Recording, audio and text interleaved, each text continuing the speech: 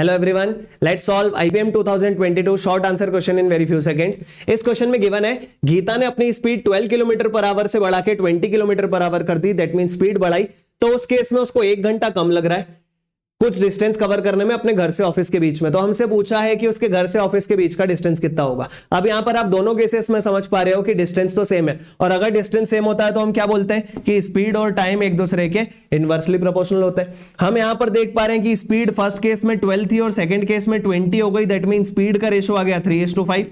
अगर स्पीड का रेशो 3:5 है तो टाइम का रेशो कितना हो जाएगा, इनवर्सली प्रोपोर्शनल, दैट मीन 5:3। अगर 5:3 टाइम का रेशो है तो हम 5t और 3t मान लेते हैं, और 5t और 3t का डिफरेंस कितना है, 2t।